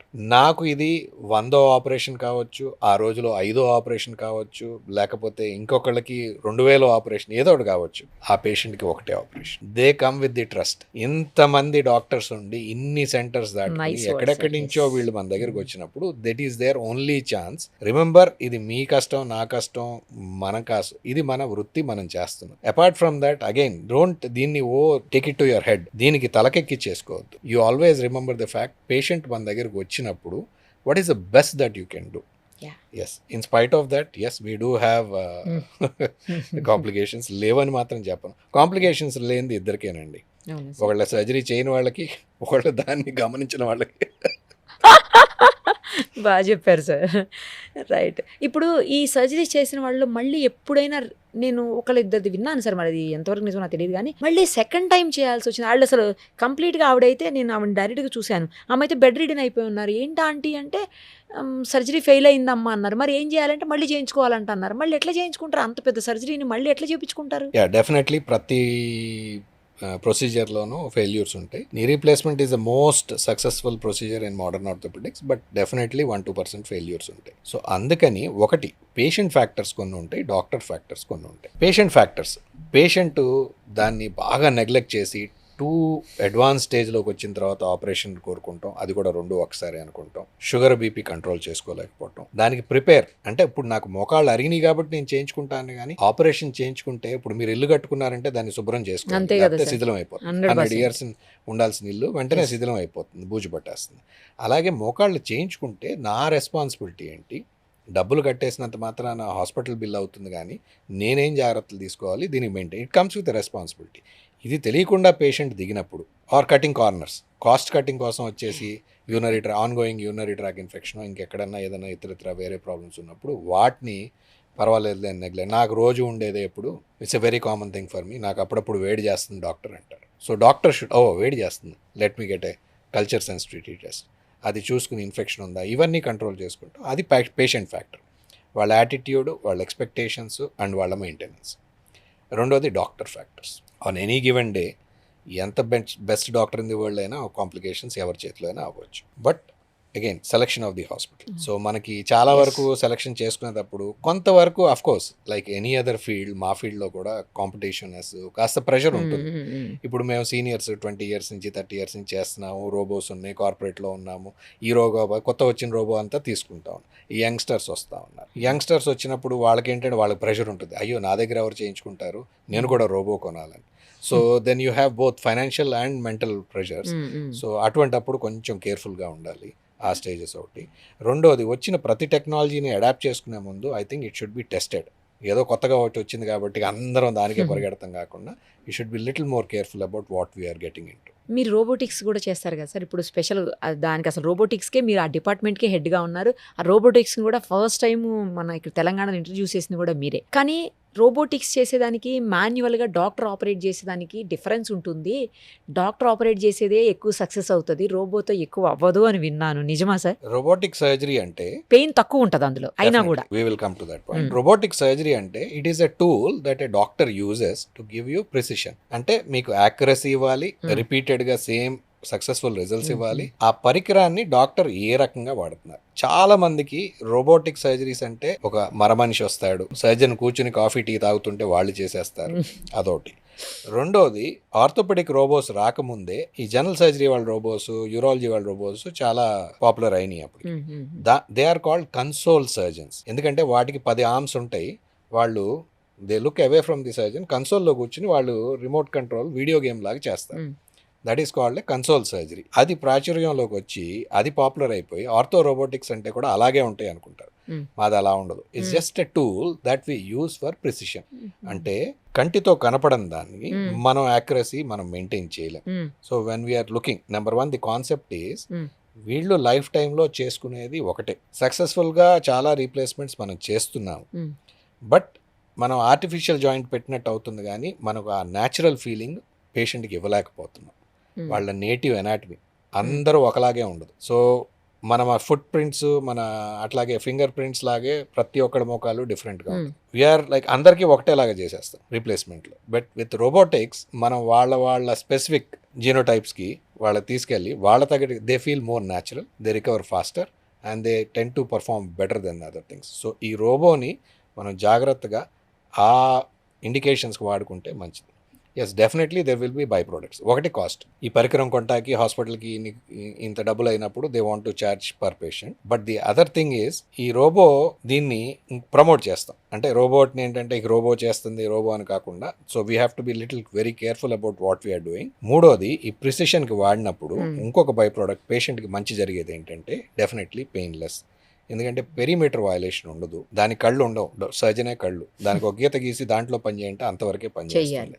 So definitely soft tissue hand writing తక్కువ ఉండటం వల్ల పెయిన్ తక్కువ ఉంటుంది. ఆ ప్రిసిషన్ కట్స్ వలన ఫిట్ బాగుంటే ఎవ్రీడే కంఫర్ట్ పెరుగుతుంది. అట్లా అని డెఫినెట్లీ థియరాటికల్ అడ్వాంటేజ్ అంటే ఫిట్ బాగుండటం వల్ల లాంజివిటీ కూడా పెరగాలి. So these are the advantages of the robo, but again with caution. Cost చాలా ఎక్కువ ఉంటుందా సార్ రోబోతో? డెఫినెట్లీ. టైం ఏమన్నా సేవ్ అవుతుందా? అట్లే ఉండదా? ఇనిషియల్గా it takes actually longer duration than regular. ఎందుకంటే మేము మాన్యువల్ నుంచి వెళ్ళేటప్పుడు దాన్ని ప్రతి స్టెప్లో ఆపి కంటిన్యూస్ గా చూస్తూ ఉంటాం. But as you do keep doing numbers, time save అవుతుంది. తర్వాత పెయిన్ మన తక్కువ ఉంటుందా పేషెంట్ కి? ఎస్, సాఫ్ట్ టిష్యూ హ్యాండిల్ చాలా తగ్గిపోతుంది, రిలీజెస్ కానీ ఇవన్నీ చాలా తగ్గిపోవటం వల్ల. సో డెఫినెట్లీ పెయిన్ తక్కువ ఉంటుంది. But I wouldn't sell that as a USP. Pain అనేది టెంపరీ, 3 రోజులు 4 రోజులు, వారం రోజులు, 10 రోజులు. But I would rather use the robot for the longevity, everyday కంఫర్ట్ను ఎక్కువ కాలం అనటం. ఈ రెండు కనుక యూఆర్ ఏబుల్ టు అచీవ్, దానికి నేను ఐ వుడ్ సే రోబోటిక్. టెంపరీగా పెయిన్ కోసం అనేది పెద్ద ఇది లేదు. That can be control with medication also. అవునా? సో ఆ అడ్వాంటేజ్ కోసం అయితే that should not be used as USP to sell a robo. సరే, ఇప్పుడు టెన్నిస్ ఎల్బో అంటుంటారు, ఎక్కువగా స్పోర్ట్స్ పర్సన్స్కి వస్తుంటుంది. దాన్ని ఎలా ట్రీట్ చేయగలుగుతారు? అసలు ట్రీట్ చేయలేరు అని కొంతమంది అంటుంటే విన్నాను. లేదంటే అది లాంగ్ టైంలో ప్రాసెస్, లాంగ్ టైం తీసుకుంటుంది క్యూర్ చేయడానికి. నిజమా? To be very frank, tennis elbow అనేది టెన్నిస్ ప్లేయర్స్కి రాదు. అవును. ఎందుకు రాదు? అవును, స్పోర్ట్స్ పర్సన్స్ మొదట్లో వాళ్ళలో గుర్తించి స్పోర్ట్స్ పర్సన్స్లో వస్తుందంటే వాళ్ళు తగిన జాగ్రత్తలు తీసుకుని వాళ్ళు అది రాకుండా చేసుకుంటున్నారు. మరి ఎవరిలో వస్తుంది? ఇవాళ అందరం సిస్టమ్స్ వాడతాం, ఫోన్లు వాడతాం. సో ఈ సిస్టమ్స్ కంటిన్యూస్గా టైపింగ్ చేసే వాళ్ళకి, ఒకే పొజిషన్లో రిపీటెడ్ కీబోర్డ్ యాక్టివిటీస్ చేసే వాళ్ళకి వస్తుంది. సో టెన్నిస్ ఎల్బో అంటే outer aspect of the elbow మీద పెయిన్ వస్తాన్ని టెన్నిస్ ఎల్బో అంటాం. ఇది కంటిన్యూస్గా ఈ ఫింగర్ యాక్టివిటీస్ చేసే వాళ్ళకి, ఒకే పొజిషన్లో కూర్చుని రోజు 6 నుంచి 8 గంటలు, వారానికి 5 రోజులు, గత 5 ఏళ్ళు 10 ఏళ్ళు ఇదే పని చేస్తే ఆబ్వియస్లీ వస్తుంది. సో ఆ టెన్నిస్ ఎల్బో వచ్చిన తర్వాత ట్రీట్మెంట్ లేకపోవటం అనేది లేదు. Primary treatment will be causative mechanism. అంటే మీకు టైపింగ్ ఎక్కువైంది కాబట్టి మీరు అది మానగలరా అంటే, మేము మానితే ఎలా సార్, డాక్టర్ గారు మీరు మా జీతం ఇస్తారా అంటారు. Obviously it's very true. మొహం మీద అనపైన ఎక్స్ప్రెషన్ అదే ఉంటుంది. So it is not possible for us, it's professional risk. So అందుకనే ఈ ప్రొఫెషన్లోకి వెళ్తున్నప్పుడు పైలట్కి పారాచూట్ ఎలా కావాలో, మనం టైపింగ్లోకి ఐటీలోకి వెళ్తున్నప్పుడు మనకి ఇది వచ్చే అవకాశం ఉంది కాబట్టి ముందుగానే ఫ్రీక్వెంట్ బ్రేక్స్, దానికి తగినట్టుగా ఎక్సర్సైజ్ చేసుకోవాలి. వచ్చిన తర్వాత 2 పెయిన్ మెడికేషన్ ఉంటుంది, అల్ట్రాసౌండ్ ఫిజియోథెరపీ ఎక్సర్సైజెస్, దానిపైన అల్ట్రాసౌండ్ మసాజ్ ఉంటుంది, అట్లాగే లోకల్గా కార్టిసోన్ ఇంజెక్షన్స్ ఇవ్వచ్చు. వీటి వల్ల తప్పకుండా కంట్రోల్ చేసుకోవచ్చు. Very rarely, very very rarely, in fact I have not done a surgical release in the last 10 years. Okay. College నుంచి వచ్చినప్పుడు ఏవో 4-5 చేసాము, దాని తర్వాత బికాజ్ అంత అవసరం కూడా లేదు. Cortisone injections and proper education of the patient, it can be preventable and controlled. Sir, finally అసలు ఇలా మోకాళ్ళ నొప్పులు కానీ, లేకపోతే హిప్ ప్రాబ్లమ్స్ కానీ, లేకపోతే టెన్నిస్ ఎల్బోలు ఇలాంటివి రాకుండా ఉండాలంటే ఏం చేయాలి? ఎలాంటి ముఖ్యంగా మోకాళ్ళ నొప్పులు రాకుండా ఉండడానికి ఎలాంటి జాగ్రత్తలు తీసుకోవాలి? ఎలాంటి ఫుడ్ తినాలి? ఎలాంటి లైఫ్ స్టైల్ని ఫాలో కావాలి? పేరెంట్స్ని మా దగ్గర తీసుకొచ్చినప్పుడు వాళ్ళ పిల్లలు ఫస్ట్ అడిగేది ఇది, అమ్మకు వచ్చింది కదా నాకు రాకుండా ఏం చేయాలి? ఆ పరిస్థితి వచ్చి అమ్మని అక్కడ వరకు మా వరకు తీసుకొచ్చిన తర్వాత అడగడం కన్నా కూడా ముందుగానే తెలుసుకోవాల్సింది ఏంటంటే, ఎవ్రీ ఏజ్, చిన్న ఏజ్లో పిల్లల్ని బయటికి పంపించి ఆడించండి. ప్రిఫరబుల్లీ స్కూల్లో కనుక ఆ స్పోర్ట్స్ పీరియడ్ అది లేకపోతే put them, make sure that they are gadget free and they go to the ground everyday. మీ అపార్ట్మెంట్స్లో కానీ, ఇంటి పక్కన కానీ, ఎక్కడైనా సరే ఏదో ఒక స్పోర్ట్స్లో, it need not be a indoor sport, ఏదో స్పోర్ట్లో పెట్టి వాళ్ళని ఆడమనండి. రెండోది రెస్పాన్సిబిలిటీస్, జాగ్రత్తలు. వాళ్ళకి education is very important. Now in schools also we should tell them about the prevention. అది సిలబస్లో ఇంక్లూడ్ చేసుకోవాలి. మీరు హెల్దీగా ఉంటే you are building a healthy nation. ఎంతసేపు చదువులు, okay, you want to become a collector, doctor, engineer, any of these things, but education also to tell you how to become a good citizen. Correct. How do you take care of yourself and your society and at large next generation కాపాడుకునే వాళ్ళు అవుతాం. So definitely ఈ generation వాళ్ళు, మన generation తర్వాత ఇప్పుడు next 2 generation కనుక చూసుకుంటే Gen Alpha and Gen Z, వీళ్ళు కొద్దిగా తెలివైన వాళ్ళు. వీళ్ళు definitely they are into that. సో వీళ్ళందరూ ముందుగానే జిమ్కి వెళ్ళటం, ఎక్సర్సైజ్ చేసుకుంటాం, బరువు అలవాట్లు, మెయిన్గా షుగర్స్ అవి ఎక్కువ తీసుకోకుండా ఉంటాం, స్మోకింగ్, ఆల్కహాల్కి దూరంగా ఉంటాం.